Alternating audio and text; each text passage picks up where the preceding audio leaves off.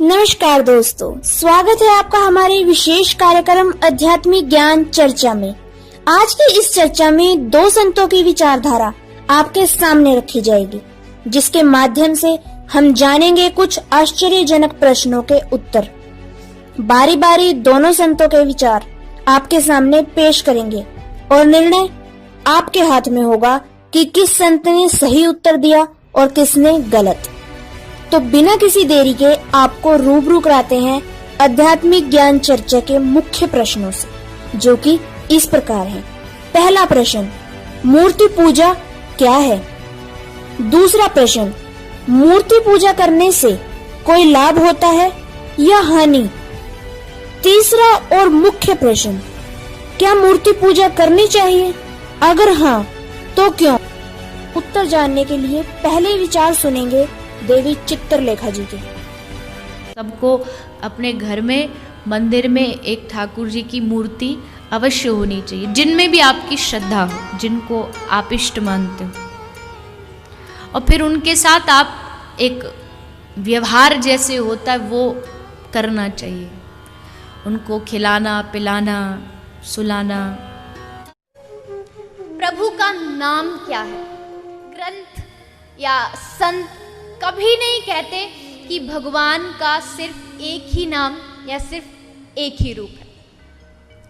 आप उसको जिस रूप में भजो, आप उसको जिस नाम से बुलाओ, बस शर्त इतनी है कि उस नाम में आपकी श्रद्धा होनी चाहिए। आप अपना कुछ भी नाम रखो। सूफी संत जो होते हैं वो तो प्रभु को अपनी प्रेमिका मानते, बोली ये हमारी प्रेमिका है कन्हैया। कुछ भी बनाओ।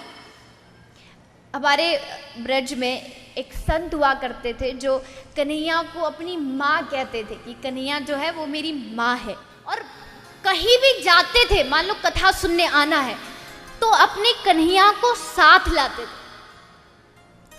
और सोचा कि 3 घंटे की कथा, अगर 2 घंटे बाद कन्हैया को भूख लग गई तो ये रोने लग गया, फिर कहाँ से लाऊंगा? इसलिए घर से खिचड़ी बना के लाते थे, बोतल में दूध, जैसे एक बच्चे को रखते हैं ना वैसे रखते थे। आकर के बैठते, कथा में 2 घंटे कथा सुनी, उसके बाद पीछे गए, अपने कन्हैया को खिचड़ी खिलाई, दूध पिलाया, फिर से कथा में बैठ गए। ऐसा भाव था, इतना सुंदर भाव। तो ये तो भाव के ऊपर है, आप भाव से तो उसको जो बनाओ, उसको जो कहो, आपकी इच्छा। अच्छा, उसका नाम हो गया। तो देखा आपने कैसे देवी चित्रलेखा जी मूर्ति पूजा करने का पाठ पढ़ाती हुई दिखाई दी। अब जानेंगे संत रामपाल जी महाराज के विचार कि उनका मूर्ति पूजा के बारे में क्या कह।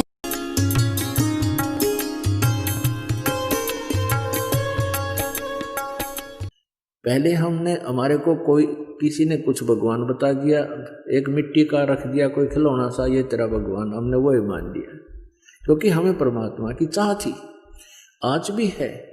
अब जैसे मूर्ति रख दी भगवान की, श्री कृष्ण जी की, विष्णु जी की, तो हमने स्वीकार कर लिया। विष्णु जी के गुणगान उन्होंने सुनाए, हमें मान लिया। कहाँ से सुनाए उन्होंने विष्णु जी और ब्रह्मा शिव जी के गुणगान, गुण कहाँ से सुनाए? विष्णु पुराण से विष्णु जी के, शिव पुराण से शिव जी के। तो किसी ने बताया कि भगवान की मूर्ति है, इसी की पूजा से तेरा मोक्ष हो जाएगा, हमने वो भी शुरू कर दिया। ये भूल थी, ये गलत था। मूर्ति बुरी नहीं, मूर्ति की पूजा गलत है। मूर्ति का होना अनिवार्य है। मूर्ति से हमें प्रेरणा मिलती है। जैसे हम किसी सूरवीर की मूर्ति देखते हैं, चित्र देखते हैं, और उनके गुणों से हम परिचित होते ही हैं, तो गुणों से परिचित होने से उसकी मूर्ति देखते ही हमारे अंदर भी वैसा ही भाव बन जाता है। जैसे हम सेब की मूर्ति देखते हैं, आम का चित्र देखते हैं, आम की मूर्ति देखते हैं, तो हमारे अंदर उसके गुणों का ज्ञान होते ही उसको पाने की भी इच्छा बढ़ जाती है।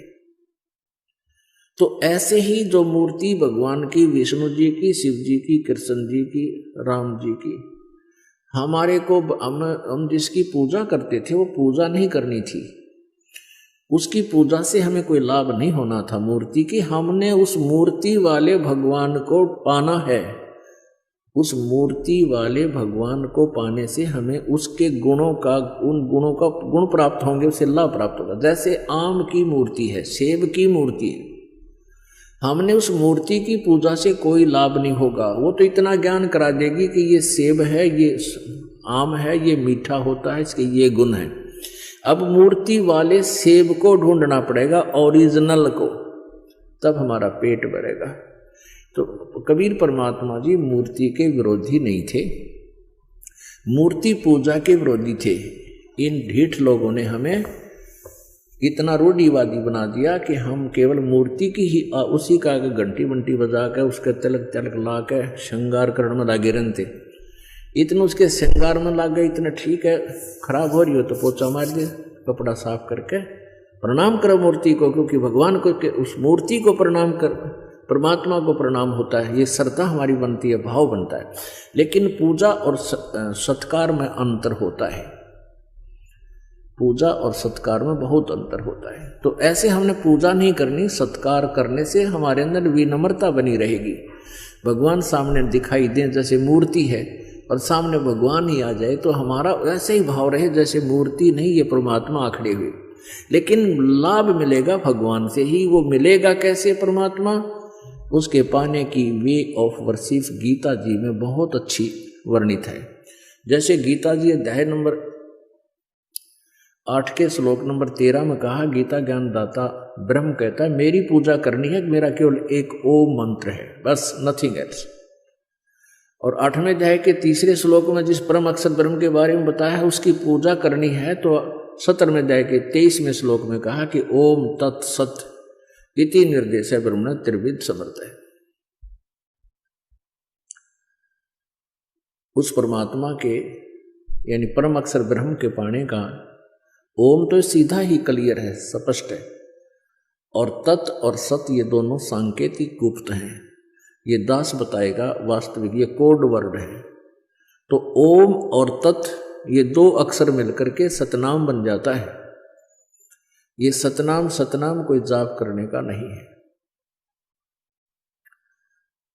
और ये ओम ब्रह्म का जाप है, ये तत् सांकेतिक जो दास बताता है, जिसको सतनाम प्राप्त है उनको पता है। ये परब्रह्म का जाप है, यानी अक्षर पुरुष का जाप है। और सत ये परम अक्षर ब्रह्म का जाप है, यानी ये गुप्त है, ये कोड वर्ड है, ये दास बताएगा। हमने उस परमात्मा को पाना है, मूर्ति से कोई लाभ नहीं होगा। हमने उस परमात्मा को पाना है जिसकी हम खोज कर रहे हैं, जिससे हमें पूर्ण लाभ होगा। अब गीता ज्ञान दाता कहता है कि तू सर्वभाव से उस परमेश्वर की शरण में जा जिसकी कृपा से तू परम शांति और शाश्वत स्थान यानी सतलोक को प्राप्त होगा। सबको अपने घर में, मंदिर में एक ठाकुर जी की मूर्ति अवश्य होनी चाहिए, जिनमें भी आपकी श्रद्धा हो, जिनको आप इष्ट मानते हो। और फिर उनके साथ आप एक व्यवहार जैसे होता है वो करना चाहिए, उनको खिलाना पिलाना सुलाना।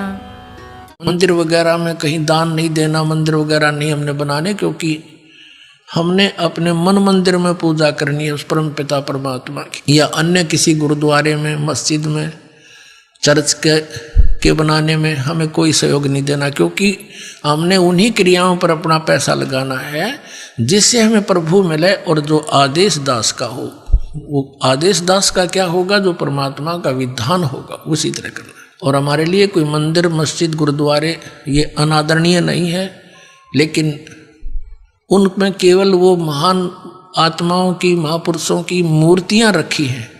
उन मूर्तियों से, या वहाँ जैसे गुरु ग्रंथ साहिब रखा है, गुरु ग्रंथ साहिब में लिखे वर्णन के आधार से हमने क्रियाएं करने से मोक्ष होगा। केवल किसी गुरुद्वारे के अंदर और गुरु ग्रंथ साहिब को रखकर ही उसका आदर सत्कार करते रहने मात्र से नहीं। आदर सत्कार तो सबका करना। जैसे मूर्ति है, एक सेब की मूर्ति है, सेब की मूर्ति तो प्रेरणा करती है कि ये सेब है, इतना बढ़िया होता है, इसके खाने से क्या लाभ होता है। लेकिन वो पत्थर की मूर्ति सेब वाला काम नहीं करती। वह मूर्ति जरूर है उस पत्थर, उसकी वो अनादरणीय नहीं है।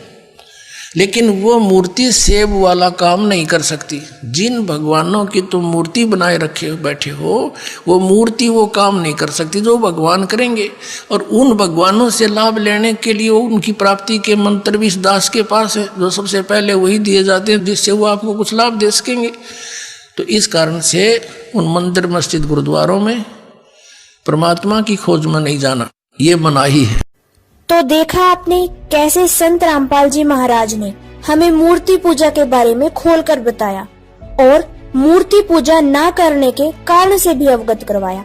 अब निर्णय आपके हाथ में है कि आप देवी चित्रलेखा जी के मनगढ़ंत विचारों से सहमत हैं या संत रामपाल जी के शास्त्र अनुकूल विचारों से। और आपको हम एक बात और बता दें, हमारे चैनल का उद्देश्य किसी की निंदा करना नहीं है। हमारा उद्देश्य जनता तक सच्चाई को पहुंचाना है और झूठे धर्मगुरुओं का पर्दाफाश करना है। संत रामपाल जी की विचारधारा के बारे में अधिक जानकारी के लिए अवश्य देखें साधना चैनल 7:30 बजे शाम को।